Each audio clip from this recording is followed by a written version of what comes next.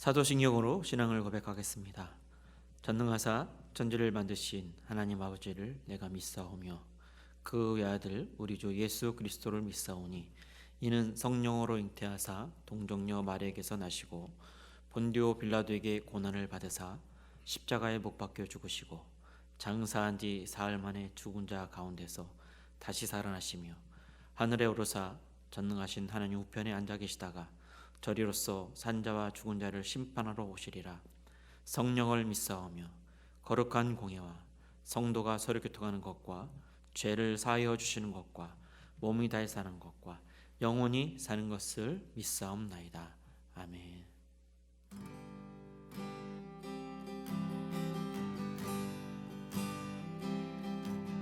보라, 너희는 두려워 말고 보라, 너희를 인도한 나를 보라, 너희는 지치지 말고 보라, 너희를 구원한 나를, 너희를 치던 적은 어디 있느냐, 너희를 억누르던 원수는 어디 있느냐. 보라, 하나님 구원을, 보라, 하나님 능력을, 너희를 위해서 싸우시는 주의 손을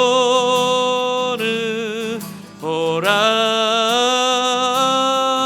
보라, 하나님 구원을,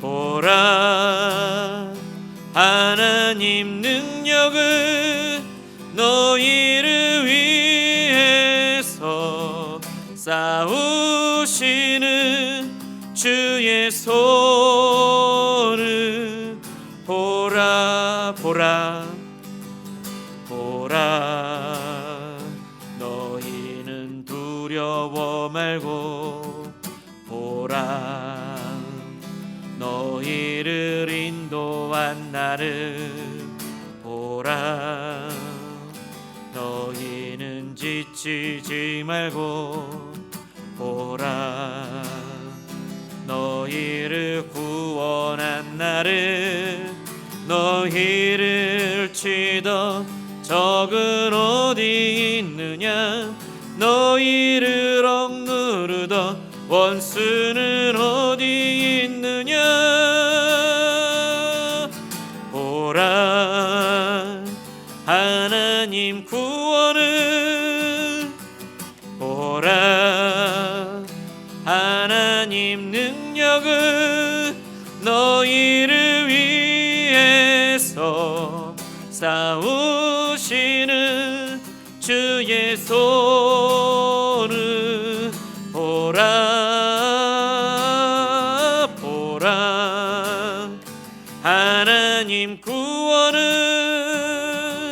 보라, 하나님 능력을, 너희를 위해서 싸우시는 주의 손을 보라, 보라, 하나님 구원을, 보라, 하나님 구원을, 보라, 하나님 능력을, 너희를 위해서 싸우시는 주의 손을 보라,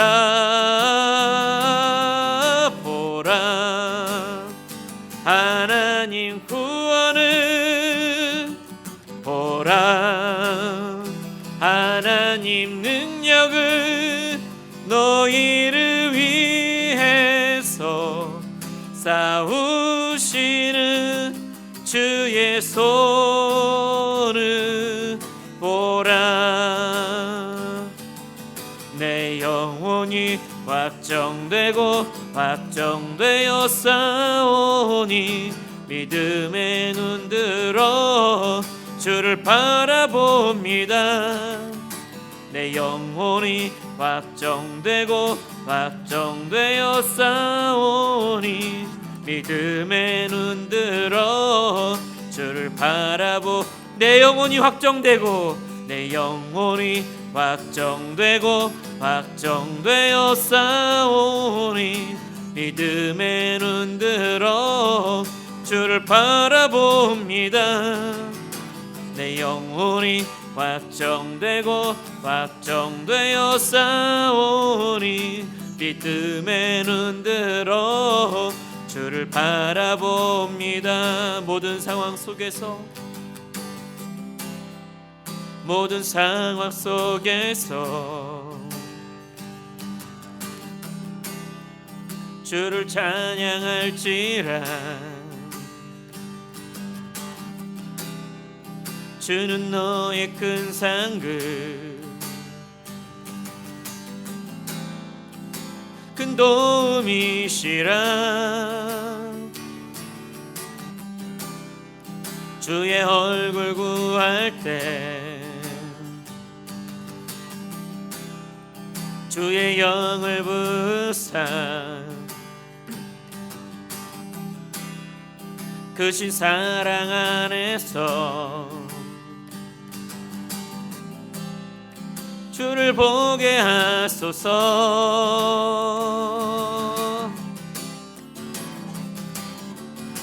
내 영혼이 확정되고 확정되어 싸우니 믿음의 눈 들어 주를 바라봅니다. 내 영혼이 확정되고 확정되어 싸우니 믿음의 눈 들어 주를 바라봅니다. 한 번 더 찬양합니다. 모든 상황 속에서 모든 상황 속에서 주를 찬양할지라. 주는 너의 큰 상급 큰 도움이시라. 주의 얼굴 구할 때 주의 영을 부사 크신 사랑 안에서 주를 보게 하소서.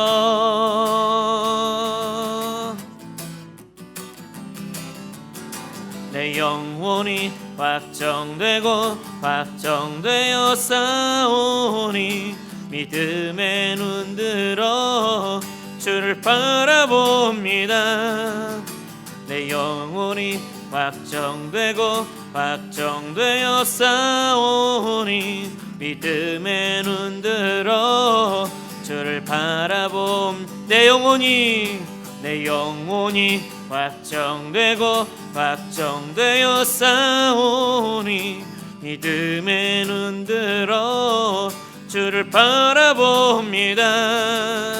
내 영혼이 확정되고 확정되어 싸우니 믿음의 눈 들어 주를 바라봅니다. 주를 찬양할 때 주의 나라 이미 임했네. 주의 영원한 나라 보게 하소서.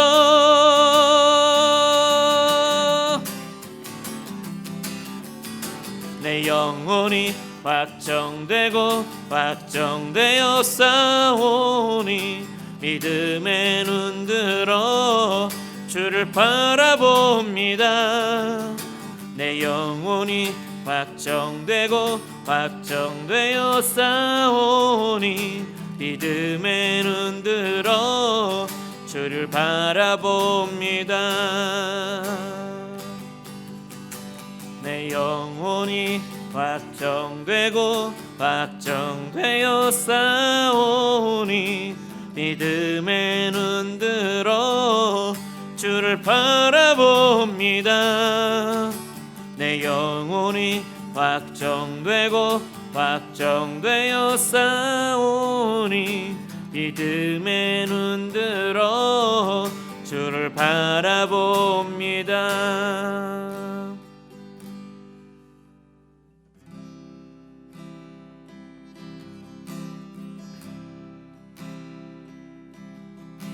고단한 인생길 힘겨운 오늘도 예수 내 마음 아시네. 지나가는 아픔도 후회 세상도 예수 내 마음 아시네. 하루를 살아도 기쁨으로 가리 예수 늘 함께 하시네.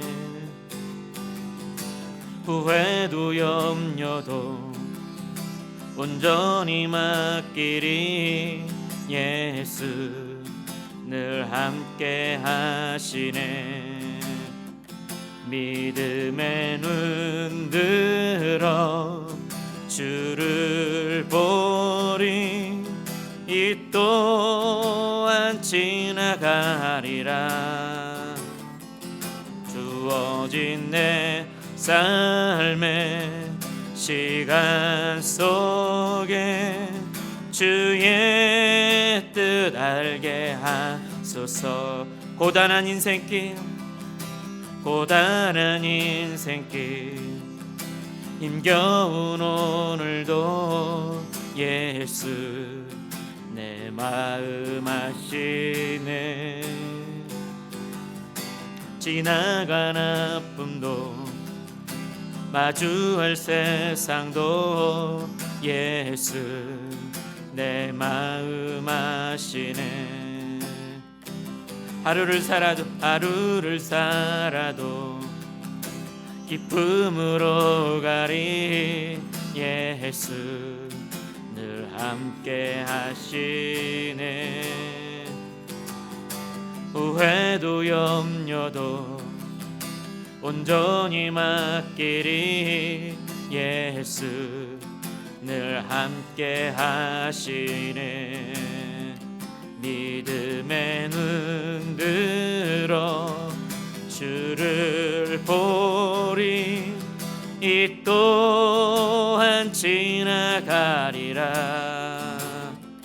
주어진 내 삶의 시간 속에 주의 뜻 함께 하소서. 믿음의 눈 들어 믿음의 눈 들어 주를 보리 이 또한 지나가리라. 주어진 내 삶의 시간 속에 주의 뜻 알게. 한 번 더 고백하겠습니다. 믿음의 눈 들어 주를 보리 이 또한 지나가리라. 주어진 내 삶의 시간 속에 주의 뜻 알게 하소서. 하나님, 믿음의 눈을 들어 하나님을 바라보게 하여 주시옵소서. 이 코로나 바이러스로 우리가 겪고 있는 지금의 어려운 시간도 곧 지나가리라 믿습니다. 오늘 우리에게 주어진 삶 속에서 주님의 뜻을 깨닫게 하여 주시옵소서. 오늘 우리가 코로나 바이러스로 한자리에 모여 하나님 앞에 예배들을 드릴 수 없는 상황이지만 오늘 우리 새벽에 있을 청년들 각자의 자리에서 하나님께 예배로 영광을 돌립니다. 하나님께서 우리의 예배를 기쁘게 받아 주시옵소서. 이 시간 하나님이 주신 말씀 가운데 하나님의 은혜를 깨닫게 하시고 감격하며 하나님과 동행하는 한 주간의 삶이 되게 해달라고 이제 우리 다 같이 기도하겠습니다. 하나님, 이 시간도 믿음으로 주님의 눈을 바라보게 하여 주시옵소서. 오직 하나님만을 바라보며 하나님과 동행하기를 간절히 소망합니다. 아버지, 우리가 드려지는 삶의 자리에서 드려지는 예배를 통하여서 하나님께서 우리의 삶 가운데 자정하여 주시고 인도하여 주시고 능력을 베풀어 주셔서 이 시간 하나님께서 허락하시는 말씀 가운데, 하나님이 베풀어 주신 말씀 가운데 은혜를 깨닫고 감격하며 그 말씀에 힘입어서 이 어려운 시기를 믿음으로 승리할 수 있는 우리 새벽에서 청년들이 다 될 수 있도록 주여 도와주시고 인도하여 주시고 능력을 내려 주시옵소서. 아버지 이 시간 도와주시옵소서.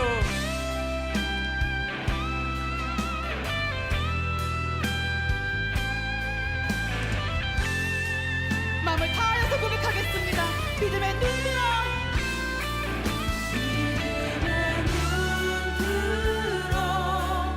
주를 보리. 이 또한 지나가리라. 주어진 내 삶의 시간 속에 주의 뜻 알게 하소서. 하나님 감사합니다. 우리를 사랑하셔서 우리와 늘 함께하여 주시고 인도하여 주시는 줄 믿습니다. 비록 한 자리 모여서 하나님 앞에 예배를 드릴 수 없는 상황이지만 우리가 이 영상을 통하여서 예배드리는 주님의 백성들 가운데 하나님 자정하여 주셔서 아버지, 낙심하고 좌절해 있는 우리 새벽에서 청년들 한 영혼 한 영혼을 회복시켜 주시고 믿음으로 이 또한 지나가리라는 그 고백 가운데 하나님께서 순간순간마다 믿음으로 이 시기를 잘 극복해 갈 수 있는 우리 새벽에 있을 청년들이 다 될 수 있도록 지금 축복하여 주시고 인도하여 주시옵소서. 이 시간 가운데 말씀 가운데 역사하셔서 우리가 다시 한번 새 힘을 얻고 한 주간도 믿음으로 승리할 수 있는 우리 새벽에 있을 청년들이 다 될 수 있도록 지금 역사하여 주시옵소서. 하나님 사랑합니다. 예수 그리스도의 이름으로 간절히 기도드립니다. 아멘. 오늘 말씀은 출애굽기 14장 10절부터 14절까지의 말씀입니다. 출애굽기 14장 10절부터 14절까지의 말씀입니다. 구약성경 103페이지입니다. 구약성경 103페이지 출애굽기 14장 10절부터 14절까지의 말씀입니다. 제가 봉독하도록 하겠습니다. 바로가 가까이 올 때 이스라엘 자손이 눈을 들어 본즉 애굽 사람들이 자기들 뒤에 이른지라. 이스라엘 자손이 심히 두려워하여 여호와께 부르짖고 그들이 또 모세에게 이르되 애굽에 매장지가 없어서 당신이 우리를 이끌어내어 이 광야에서 죽게 하느냐? 어찌하여 당신이 우리를 애굽에서 이끌어내어 우리에게 이같이 하느냐? 우리가 애굽에서 당신에게 이른 말이 이것이 아니냐? 이르기를 우리를 내버려 두라. 우리가 애굽 사람을 섬길 것이라 하지 아니하였더냐? 애굽 사람을 섬기는 것이 광야에서 죽는 것보다 낫겠노라. 모세가 백성에게 이르되 너희는 두려워하지 말고 가만히 서서 여호와께서 오늘 너희를 위하여 행하시는 구원을 보라. 너희가 오늘 본 애굽 사람을 영원히 다시 보지 아니하리라. 여호와께서 너희를 위하여 싸우시리니 너희는 가만히 있을지니라. 아멘. 하나님의 사랑 가운데 우리 새벽에서 청년들 모두 한 주간 평안했으리라 믿습니다. 특히 코로나 바이러스로 초중고 개학이 2번 연기된 상황 속에서 4월 6일 개학을 위해 국가가 요즘 강도 높은 사회적 거리 두기 운동을 현재 펼치고 있습니다. 그로 인해 우리 청년부 예배 모임이 불가피하게 연기된 상황입니다. 이러한 국가적 재난 상황 속에서 조금만 더 참고 인내하며 하나님의 사랑과 은혜가 하루하루 믿음으로 승리해가는 우리 새벽에서 청년들이 되길 주님의 이름으로 축복합니다. 요즘 특별히 혼자 보내는 시간이 너무 지루하고 힘든 청년들이 있다면 이번 기회에 우리 새벽에서 청년들 서로가 전화나 문자 또는 카톡을 통해서 안부를 묻는 것도 지금의 시간을 슬기롭게 대처할 수 있는 좋은 방법이라 여겨집니다. 이제 얼마 남지 않았습니다. 얼마 남지 않은 이 코로나 바이러스 상황 속에서 우리 각자가 처해 있는 자리에서 하나님의 예배로 영광을 돌리며 하나님의 인도하심과 보호하심 속에서 믿음으로 잘 견디며 인내하는 우리 새벽에서 청년들이 다 되길 주님의 이름으로 축복합니다. 오늘 말씀은 출애굽기 14장 10절부터 14절까지의 말씀을 가지고 모세와 이스라엘 백성이라는 제목으로 말씀을 나누도록 하겠습니다. 오늘 우리 기독교라고 하는 종교에 있어서 가장 중요한 핵심은 무엇인가? 뭐 여러 가지가 있을 수 있습니다. 뭐 사랑이 될 수 있고 믿음이 될 수가 있고 또 소망이 될 수가 있고 뭐 여러 가지가 있겠지만 가장 중요한 핵심, 기독교의 가장 중요한 핵심은 고린도전서 13장 13절에 보면 이런 말씀이 있습니다. 그런즉 믿음, 소망, 사랑 이 세 가지는 항상 있을 것인데 그 중에 제일은 사랑입니다. 그래서 기독교에 있어서 가장 중요한 핵심은 우리는 하나님의 사랑이라고 말을 많이 합니다. 분명 이 하나님의 사랑이라는 것은 하나님 입장에서 봤을 때 성경 전체가 이러한 하나님의 사랑에 대해서 구체적으로 설명을 하고 있기 때문에 우리 기독교 입장에서 봤을 때 사랑이 중요한 핵심이라고 할 수가 있습니다. 하지만 오늘 우리 인간적인 입장에서 본다면 기독교의 가장 중요한 핵심은 사랑보다는 믿음이라고 할 수가 있습니다. 믿음은 우리 기독교뿐만 아니라 이 세상에 존재하고 있는 모든 종교에 있어서 가장 기본 중에 기본이 믿음인 것입니다. 무엇보다 오늘 우리가 믿는다라고 하는 것이 한편으로는 쉬운 것 같아요. 그렇죠? 하지만 신앙의 연배가 점점 늘어나면 늘어날수록, 신앙을 1년, 2년 횟수가 점점 늘어나면 늘어날수록 이 믿음이라고 하는 것이 쉽게만 느껴졌던 것이 자꾸 어렵게 느껴진다는 것입니다. 사실 저도 솔직하게 말하면 하나님을 믿는다라고 하는 것이 한편으로는 쉬운 것 같으면서도 때로는 너무 어렵게 느껴질 때가 참 많습니다. 그런데 더 흥미로운 사실이 있어요. 오늘 우리는 하나님을 믿어야 한다고 많은 사람들이 말합니다. 저도 마찬가지예요. 저도 하나님을 믿어야 합니다라고 많이 말을 해요. 근데 정작 어떻게 믿어야 하는지에 대해서 구체적으로 방법에 대해서 말하지 않는다는 거예요. 하나님 어떻게 믿어야 됩니다라고 그 방법에 대해서는 말을 해줄 수가 없어요. 왜요? 그냥 믿으면 된다는 거예요. 그냥 믿어. 예수님 믿어야 돼. 하나님 믿어야 돼. 그냥 믿으면 돼. 왜 이렇게 말을 할까요? 왜냐하면 하나님을 믿어야 한다는 것은 누구나 다 알고 있어요. 하지만 어떻게 믿어야 하는지에 대해서는 잘 모르기 때문에 말을 못 해줘요. 다만 우리가 대부분 어떻게 얘기해요? 야, 그냥 예배 참석해서 설교를 잘 들으면 돼. 또는 성경 공부 열심히 잘 하다 보면 나도 모르는 사이에 저절로 믿어지게 된다라고 말하는 경우들이 대부분이에요. 근데 사실 이 말이 틀린 게 아니에요. 우리가 잘 아는 로마서 10장 17절에 보면 이런 말씀이 있습니다. 그러므로 믿음은 들음에서 나며 들음은 그리스도의 말씀으로 말미암았느니라. 맞죠? 오늘 우리에게 있어서 믿음은 하나님의 말씀을 들을 때 생기는 거예요. 왜냐하면 믿음이라고 하는 것은 전적인 하나님의 주권적인 역사이기 때문에 그렇습니다. 그래서 우리가 믿고 싶다고 아무 때나 믿을 수 있는 것도 아니고 우리가 믿기 싫다고 해서 하나님을 믿을 수 없는 것도 사실 아니에요. 하나님을 믿고 있는 모든 사람들의 믿음은 오직 하나님의 은혜 가운데, 하나님께서 베푸신 그 주권적인 은혜 가운데 역사하는 것입니다. 그럼에도 불구하고 오늘 성경을 통해서 우리에게 말하고 있는 믿음이라고 하는 것이 무엇일까요? 우리가 이 부분에 대해서 우리가 함께 오늘 본문을 통해서 고민도 해보고 생각해 보고자 합니다. 오늘 본문이 출애굽기 14장을 보면 우리가 너무나 잘 알고 있는 사건이 나와요. 드디어 무슨 사건이 나오죠? 이스라엘 백성들이 일명 우리가 너무나 잘 아는 그 홍해 바다를 건너는 사건을 다루고 있는 것이 오늘 출애굽기 14장의 내용입니다. 그렇다면 오늘 본문을 통해 나타나고 있는, 언급되고 있는 이 홍해 바다를 건너는 사건 속에는 등장하는 인물들이 있어요. 특히 우리가 좀 오늘 설교의 제목처럼 모세와 이스라엘 백성들의 모습을 통해서 믿음이라고 하는 것이, 하나님이 말씀하고 있는 믿음이라고 하는 것이 무엇인지를 오늘 좀 살펴보고자 합니다. 오늘 본문이 출애굽기 14장을 보면 크게 세 개의 내용을 다루고 있습니다. 먼저 이 본문에 들어가기 앞서서 이 홍해 바다를 건너는 사건에 언급되고 있는 이 출애굽기 14장을 보면 여기에 언급되고 있는 지명들이 오늘날 이 고고학적으로 정확한 이치를 알 수가 없다라고 하는 점이 가장 안타까운 현실이에요. 목사님, 그러면 오늘 본문이 출애굽기 14장에 언급되고 있는 이 홍해 바다를 건너는 사건이 그러면 거짓되고 과장된 사건으로 기독교에서 하나의 어떤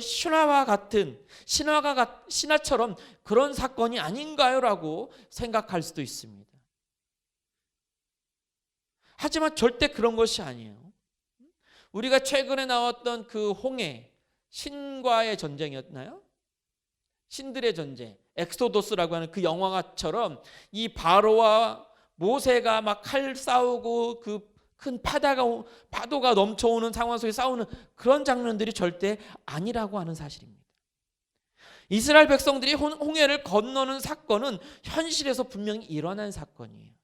그것도 자유주의 학자들, 이 성경을 교훈집이라고 주장하는 이 자유주의 학자들이 말하는 것처럼 밀물과 썰물의 차로 인한 어떤 자연적인 현상이다. 우리가 대부도만 가더라도 이 밀물과 썰물로 인해서 바닷길이 열리는 그런 길이었을 것이다 라고 주장하는 절대 그렇지가 않다는 거예요. 분명히 하나님의 주권적인 역사 속에서 일어난 사건입니다.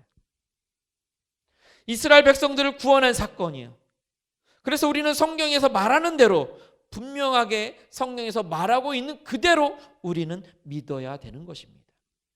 그렇다고 한다면 이 출애굽기 14장에서 이 첫 번째 내용은 1절부터 9절까지의 내용인데, 1절부터 9절까지 내용을 보면은 바로가 이스라엘 백성들을 이제 추격하게 된 배경을 설명하고 있습니다.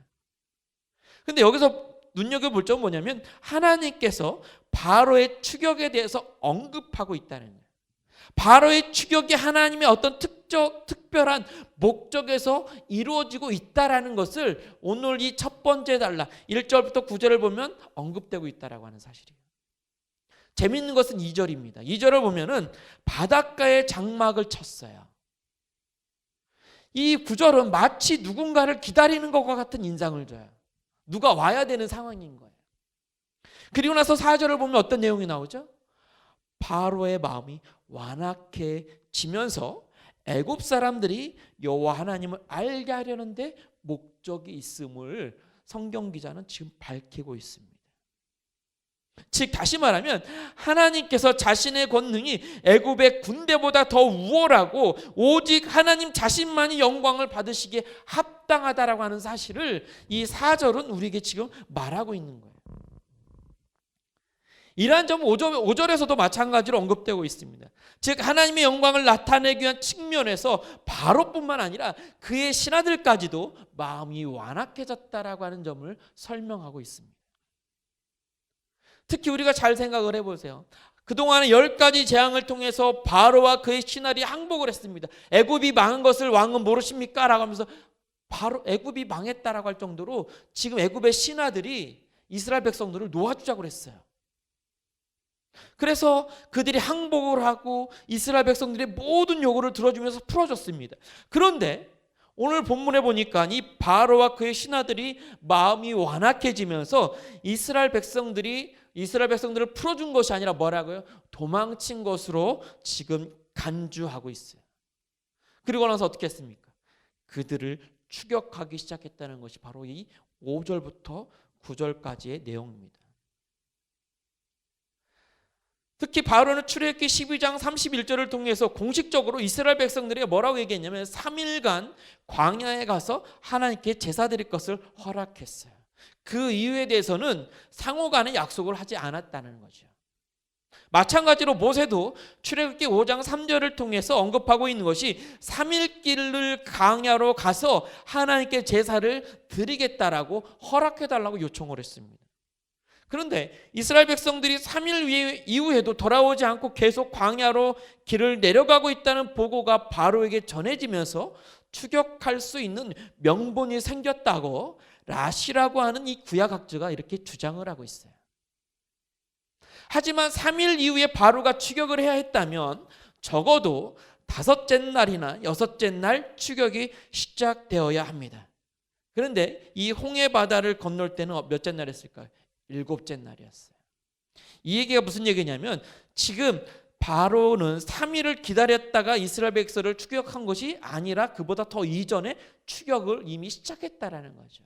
그런 측면에서 이 구약학자 라시가 주장하고 있는 것은 맞지가 않다라고 하는 점입니다. 근데 여기서 흥미로운 사실은 뭐냐면 방금 앞에서 말했듯이 이스라엘 백성들이 홍해 바다를 건너는 것이 7째 날인데 이 7째 날이라고 하는 것은 어떤 날이냐면 6월절의 7째 날입니다. 6월절이 지금 마지막 날이에요. 이와 함께 홍해 바다를 건넙니다. 이 홍해 바다를 건너는 사건을 많은 학자들이 뭐라고 얘기하면 거대한 세례의식으로 말을 해요. 근데 이런 세례의식이 또 한 번 나타나요. 어디서요? 여호수아서 1장에 가면은 요단강을 건널 때도 이 언약궤가 요단강에 딱 섰을 때 물이 홍해바다처럼 갈라지면서 이스라엘 백성들이 건너게 되죠. 그러면 이런 세례의식을 왜 했을까요? 왜 이걸 했을까요? 하나님의 백성이 된 것입니다.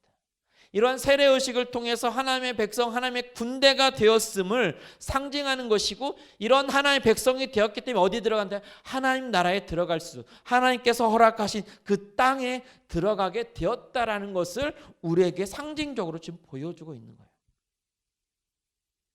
이러한 측면에서 오늘 우리가 본문으로 읽은 10절부터 14절의 내용을 보면 이스라엘 백성들이 자신들을 뒤쫓아오는 애굽의 군대를 보면서 어떻게 했을까요? 와, 드디어 우리를 반기러 오는구나, 우리의 호위무사들이 오는구나, 이렇게 반겼나요? 아닙니다. 10절을 보니 이스라엘 백성들은 어김없이 어떻게 해요? 11절부터 모세를 원망하고 불평하는 모습을 보이고 있어요. 왜냐하면 앞에는 바다가 이스라엘 백성들의 길을 막고 있습니다. 뒤에는 애굽의 군대가 600대 그 뭐였죠? 600승의 그 철병거를 끌고 왔어요. 그리고 군대를 끌고 왔습니다. 자신들을 죽이는 것처럼 막 달려왔어요. 이러한 상황에 있는 이스라엘 백성들이 어떻게 해요? 10절을 통해서 심히 두려워하여 여호와께 부르짖고 있습니다. 그러면서 그와 함께 뭐 했어요? 하나님께 부르짖으셨으면 거기서 딱 끝났어야 되는데 거기서 11절에 가니까 어떻게 하죠? 이스라엘 백성들은 모세를 향해서 원망하기 시작합니다. 매장제가 없어서 우리를 광야에서 죽게 하려고 불러낸 것이냐? 이렇게 말하면서 모세를 향한 원망과 불평을 노골적으로 표현하고 있습니다. 그런데 더 가관인 것은 심지어 어떻게 했어요? 11절에 우리가 애굽 사람을 섬기겠다는 말까지 하고 있어요. 이스라엘 백성들은 하나님께 부르짖고 있지만 여전히 하나님을 온전히 믿지 못하고 애굽 사람들을 섬기겠다라고 하는 이 불신앙적인 모습을 보이고 있다라는 거죠. 이러한 이스라엘 백성들의 모습은 출애굽기 13장 17절을 통해서 하나님께서는 이미 알고 계셨어요. 그래서 하나님께서는 그들을 제일 가까운 길이 아닌 제일 먼 길로 인도하고 계신 거예요. 이런 성경적인 내용을 보면 어때요? 우리가 그냥 그런가 보다, 감흥이 없나요? 아니에요. 하나님께서 우리를 얼마나 정확하게 알고 계신지를 보여주고 있는 거예요. 우리의 마음까지 다 꿰뚫어보고 계신단 말이에요. 그런 하나님께 우리의 마음을 드리면 되는 거예요. 내 마음을 그대로 하나님 앞에 고백하면 된다는 거예요. 그걸 하나님은 원하고 계세요. 가식적으로 하나님 이 땅에 그런 것 미사여구를 통한 그런 기도가 아니라 내 마음 있는 그대로 하나님 우리를 받아주시고 인도해 주신다라고 하는 사실입니다. 분명 이스라엘 백성들은 어떤 거예요? 애굽의 군대의 강함을 그 누구보다도 잘 알고 있을 거예요. 하지만 그동안 애굽에서 하나님께서 그 10가지 재앙을 다 목격했어요. 심지어 사람이 아닌 하나님의 사자를 통해서 애굽의 장자들을 다 죽이셨단 말이에요. 애굽의 군대보다 더 막강한 힘과 능력을 가진 그 하나님을 믿고 의지해야 되는 것이 바로 이 이스라엘 백성들이었다는 사실입니다. 그런데 이스라엘 백성들은 어떻게 했어요? 여전히 눈에 보이는 이 현실을 통해서 애굽의 군대를 두려워하면서 하나님을 향한 믿음이 없는 모습을 보이고 있어요. 이러한 상황 속에서 모세는 어떻게 합니까? 13절을 통해서 이스라엘 백성들에게 뭐라고 얘기해요? 당당하게 얘기합니다. 두려워하지 말라. 하나님께서 하시는 일을 너희가 서서 오늘 목격하게 되리라. 싸움은 이스라엘 백성들이 하는 것이 아니라는 거예요. 하나님이 하신다는 점을 모세는 이스라엘 백성들의 지금 어떻게 강조하고 있어요. 싸움은 여호와께 속한 것입니다. 이 세상의 모든 싸움, 우리 인생의 싸움, 우리 모든 삶의 싸움, 우리 이 땅의 전쟁까지 다 하나님이 하시는 거라고요. 그 결과가 바로 15절부터 31절에 언급되고 있죠. 15절부터 20절을 보면 어떻습니까? 하나님께서 모세로 하여금 어떻게 해요? 지팡이로 어떻게 하라고 했어요? 홍해를 가르게 하시죠. 그리고 홍해가 갈라지는 것은 끝나지 않습니다. 이 홍해가 갈리는 동안에 애굽의 군대가 어떻게 하죠? 더 이상 이스라엘 백성들한테 접근하지 못하도록 불기둥과 구름기둥으로 보호하시고 막아주셨어요. 그리고 21절부터 25절을 통해서 어떻게 합니까? 홍해바다에 큰 동풍을 불어서 길을 열어주시고 마른 땅이 되도록 해주셨어요. 그리고 22절에 보면 어떻게 합니까? 좌우의 물을 벽으로 만들어주세요. 이것이 자연적인 어떤 민물과 썰물로 일어난 일이 아니라는 거예요. 하나님께서 주권적인 역사 속에서 일어난 사건이라는 것을 성경은 분명하게 말씀하고 있습니다. 그리고 나서 26절부터 28절에 보면 그동안 이스라엘 백성들을 추격하던 이 애굽의 군대가 어떻게 됩니까? 드디어 홍해 바다에서 수장이 됩니다. 그러자 어떻게 됐어요? 이스라엘 백성들은 바닷가에서 애굽 사람들의 시체를 보고 나서 어떻게 한다고요? 비로소 하나님을 믿고 경외하게 되었다.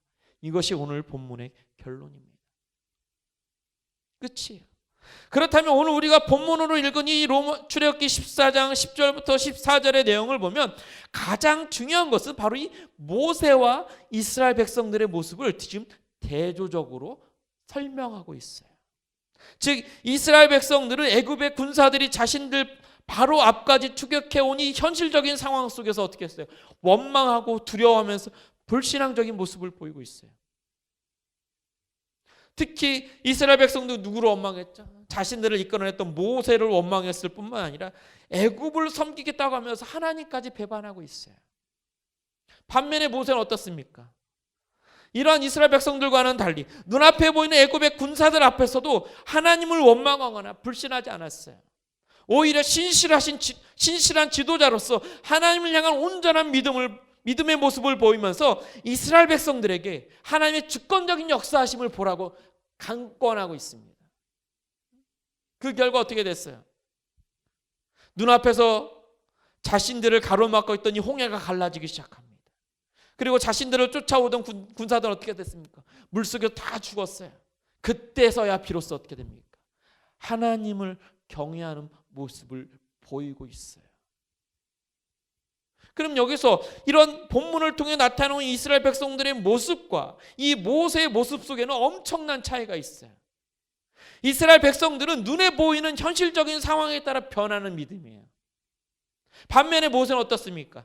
눈에 보이는 현실적인 상황에 따라 변하는 믿음이 아니라 눈에 보이지 않는 하나님을 온전히 믿고 따르며 순종하는 그런 모습을, 그런 믿음을 보이고 있다라고 하는 점이죠. 그러니까 그러면 우리가 먼저 한번 생각을 해볼게요. 우리가 오늘 본문을 상식적으로 생각해 보면 지금 애국 군대가 추격해 와서 제일 먼저 죽일 사람은 누굴까요?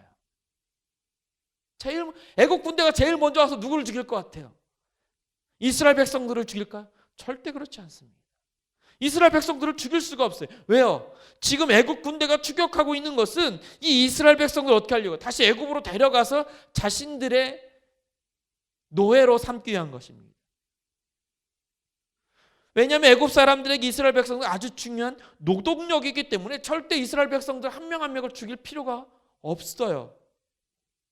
그러면 애국 군대가 제일 와서 누구를 죽일까요? 1번 타자 영순이가 누구예요? 모세겠죠. 그 2번 타자는 아론일 것이고. 왜요? 모세와 아론은 항상 늘 같이 다녔으니까. 거기에다 조금 더 붙인다면 장로들이나 몇몇 지파별로 있는 그 지도자들을 죽일 것입니다. 그런데 가장 먼저 죽게 될 모세보다도 이스라엘 백성들이 더 두려워하고 불안해하며 원망하고 있어요. 이러한 이스라엘 백성들의 모습은 지금까지 하나님께서 임재하셔서 애굽에 내렸던 10가지 재앙을 목격했음에도 불구하고 하나님을 믿지 못하는 이런 불신앙적인 모습이라는 거죠. 반면에 오늘 모세는 어떻게 했습니까? 담대한 믿음을 보이고 있어요. 그 이유가 무엇일까요? 왜 모세는 이런 담대한 믿음을 보일 수 있었을까? 결국 지금까지 인도하신 하나님의 주권적인 역사하심을 늘 바라보고 경험하면서 지금도 하나님께서 임재하고 계신다라고 하는 그 신실한 믿음 때문에 가능한 것입니다. 이건 오늘 우리 신앙생활에서 아주 중요한 핵심입니다. 우리가 살아온 지난날을 잘 생각을 해보세요. 어려운 일이 생기거나 삶에 답답한 문제가 생길 때마다 우리는 모세와 같은 믿음의 모습을 보이면서 살기보다는 이스라엘 백성들과 같은 그런 현실에서 오는 답답함 속에서 불안해하고 두려움을 가지고 불평하는, 원망하는 모습으로 살았다라고 하는 점이죠. 그러면 왜 오늘 우리는 이스라엘 백성들과 같은 모습을 보이게 되는 것일까? 왜 이런 모습을 보일까요? 여기에는 여러 가지 이유가 있을 수 있습니다. 가장 대표적인, 가장 궁극적인 것은 눈에 보이는 현실적인 상황에 대한 두려움 속에서 모든 것을 자기 자신이 해결하려고 하기 때문에 그래요. 내가 내 삶의 문제를 해결하려고 한다는 거죠. 오늘 본문에 나타나고 있는 이스라엘 백성들도 애굽의 군대가 가까이 다가왔을 때 그들이 두려워하면서 불안해하는 이유가 뭘까요? 그것은 자기 자신들이 눈앞에 보이는 현실 속에서 할 수 있는 것이 아무것도 없기 때문에 그런 거예요. 만약에 이스라엘 백성들이 막강한 군사력을 가지고 있다면 어땠을까요? 불안해하거나 두려워할 필요가 없어요. 왜요? 그냥 나가서 싸우면 되니까. 근데 그들이 두려워하는 것은 자기들이 저 군대랑 맞서서 싸울 힘이 없기 때문에 두려워하는 거예요. 그래서 원망하는 거예요. 마찬가지예요. 오늘 우리의 삶도, 오늘 우리가 살아가고 있는 현실적인 삶 속에서 답답해하는 가장 결정적인 이유가 뭐예요? 그것은 우리 현실적인 삶 속에서 오는 문제들을 해결할 수 있는 능력이 우리 안에 없기 때문에 그래요. 요즘 우리 코로나 바이러스 전 세계가 지금 어떻게 돼요? 점점점 올 스톱해 가고 있습니다. 이러한 상황 속에서 다들 어떻게 해요? 답답해요. 두려워합니다. 그래서 염려하고 걱정하고 근심할 수밖에 없어요. 다른 일을 할 수 있는 게 아무것도 없다라는 거죠. 왜요? 우리 자신의 능력 밖에 있는 일이기 때문에 그래요. 지금의 상황 속에서 할 수 있는 것이, 우리가 능력을 가지고 우리 힘으로 할 수 있는 것이 아무것도 없기 때문에 우리는 늘 어떻게 두려워하면서 불평하고 걱정하고 염려한다는 거죠. 그래서 우리는 우리의 현실에서 오는 상황과 환경 속에서, 그리고 그에 따른 답답한 문제 때문에 늘 뭐 하는 거예요? 불평할 수밖에 없어요. 불안해할 수밖에 없어요. 잘 생각을 해보세요. 늘 당당한 사람들이 있습니다. 어떤 사람들이 제일 당당하죠? 물질적으로 풍요한 사람들이에요. 왜? 우리가 살고 있는 이 세상 어떤 세계야? 물질 만능주의예요. 물질 만능주의다 보니까 물질을 많이 가지면 많이 가질수록 할 수 있는 일들이 많아요. 그러다 보니까 할 수 있는 일이 많기 때문에 드러나는 모습들도 다 자신감으로 모든 것을 다 해결한다는 거죠. 물질 많은 사람들. 대신에 물질 없는 사람은 어떻게 해요? 늘 어떻게 자신감이 없어요. 염려와 걱정에 살아가요. 왜 그럴까요? 모든 것을 내가 하려고 하기 때문에, 우리 자신이 하려고 한다는 거죠. 그렇지만 오늘 본문을 통해 우리에게 나타나고 있는 가장 중요한 구절이 있죠. 13절입니다. 모세가 이스라엘 백성들이 뭐라고 해요? 여호와께서 행하시는 것을 보라는 거예요. 하나님이 행하신다는 거예요. 우리가 행하는 것이 아니라 하나님께서 행하는 걸 보라는 거죠.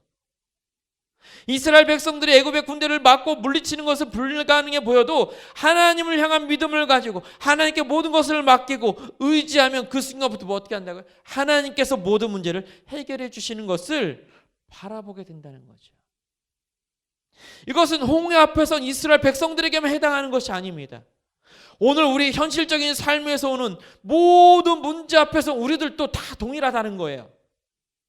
오늘 우리의 현실적인 삶에서 오는 문제들의 해결은 우리가 할 수 있는 것이 아닙니다. 누가 할까요? 하나님이 하시는 거예요. 오늘 우리의 현실적인 삶 가운데 하나님께서 역사하고 계심을 믿고 바라보는 것, 이것이 진정한 믿음이고 신앙생활인 것입니다. 이런 측면에서 오늘 우리 새벽에 있을 청년들은 현실에서 오는 어떤 삶의 문제를 가지고 있습니까? 그리고 그것을 어떻게 해결하려고 하고 있습니까? 가장 중요한 것은 오늘 우리 자신이 현실에서 오는 문제를 해결하려고 하면 절대로 해결할 수 없습니다.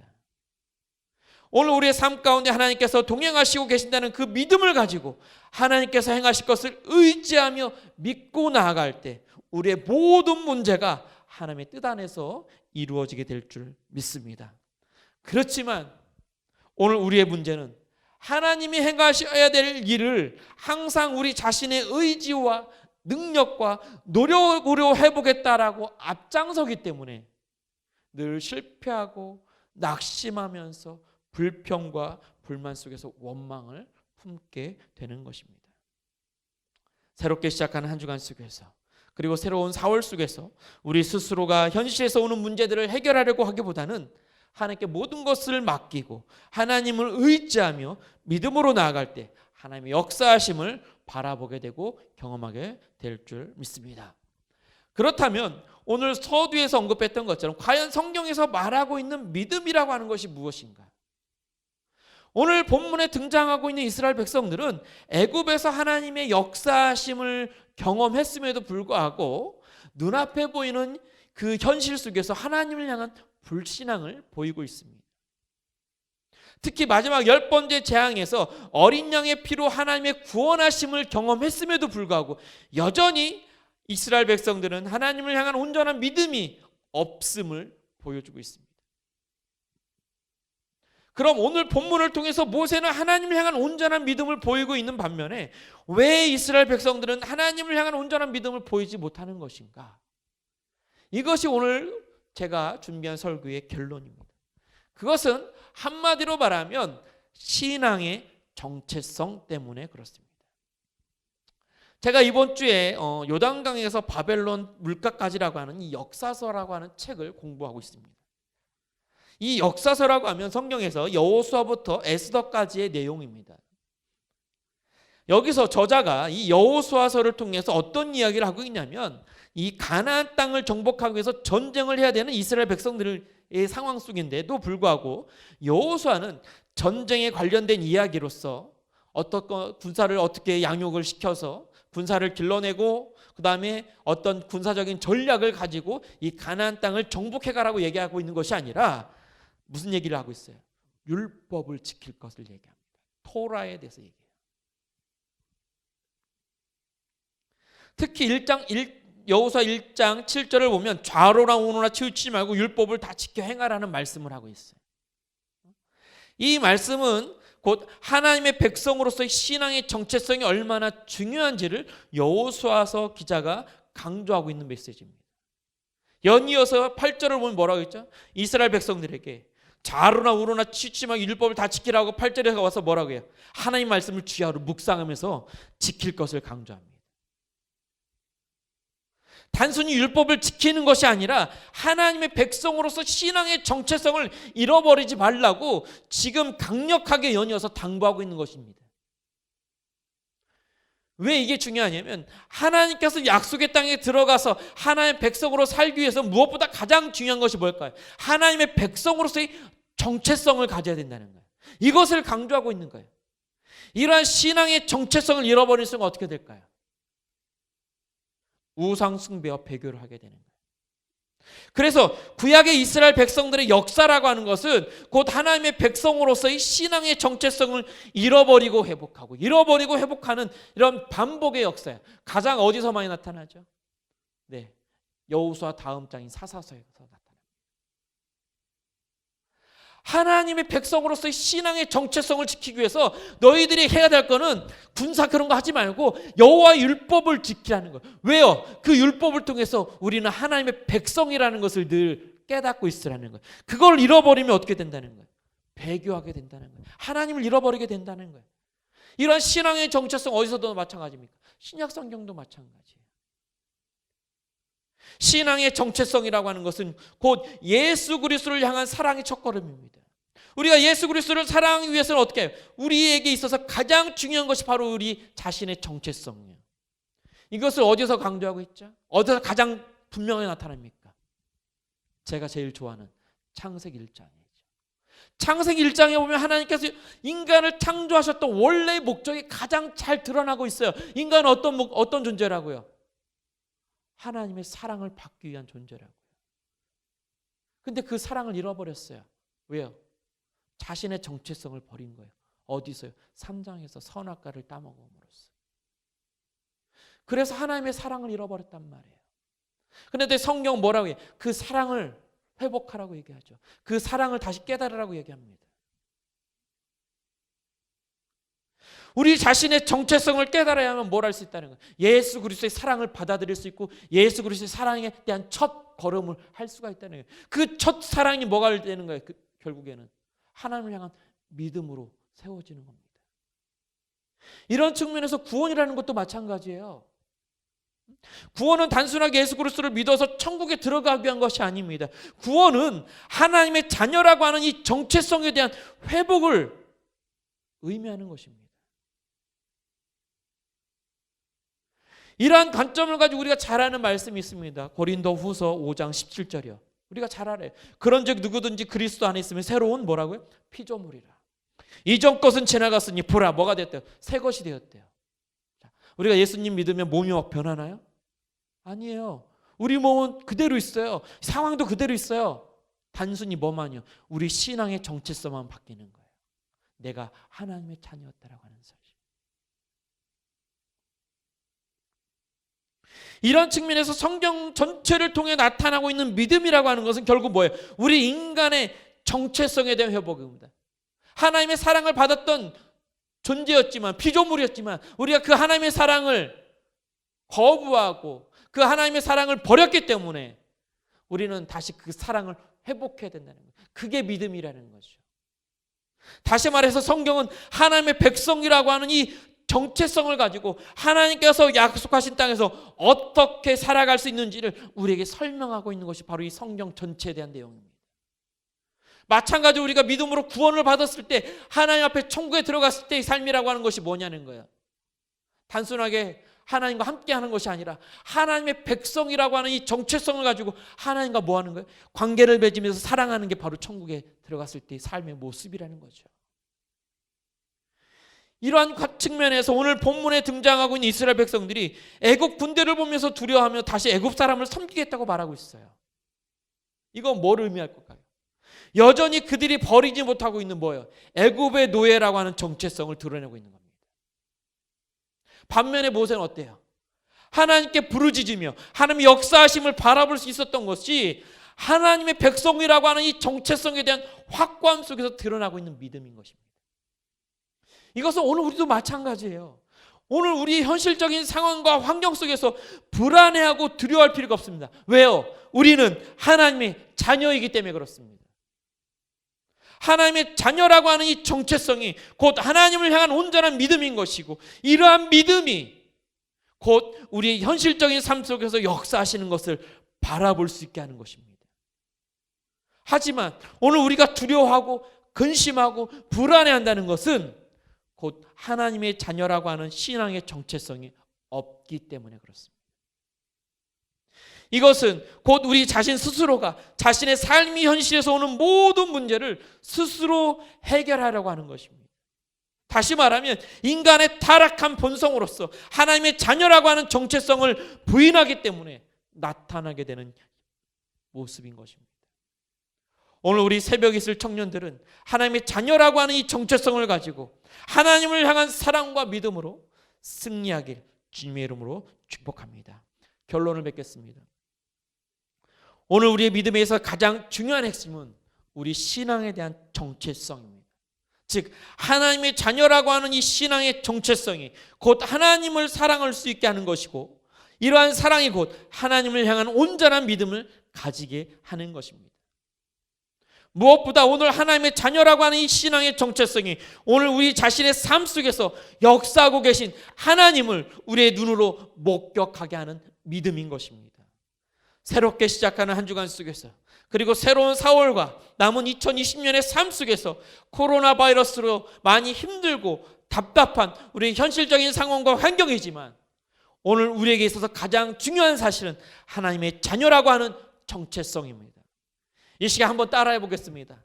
나는 하나님의 자녀다. 나는 하나님의 자녀다. 이러한 신앙의 정체성을 가슴에 새기고 믿음으로 승리하는 우리 새벽에 있을 청년들이 다 되길 주님의 이름으로 축복합니다. 이 시간 날 자녀라 하시네 찬양한 이후에 말씀을 생각하면서 한번 기도하도록 하겠습니다.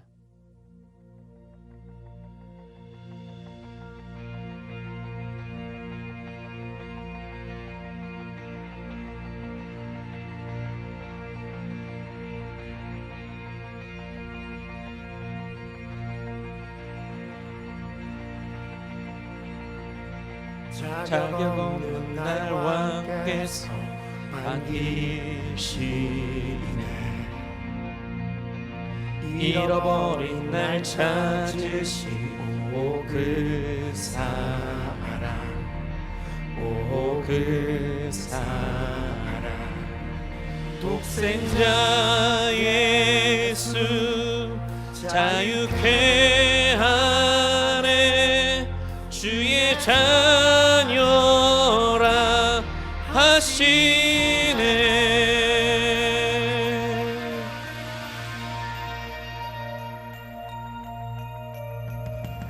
내 모든 죄 대속하신 우리의 은혜, 나 죄 아래 있을 때 나를 위하여 주신 예수, 독생자 예수, 자유케 하네. 주의 자녀라 하시네. 아버지 집에 거할 곳 있네. 주의 자녀라 하시네. 지키시며 날 자녀라 하시네.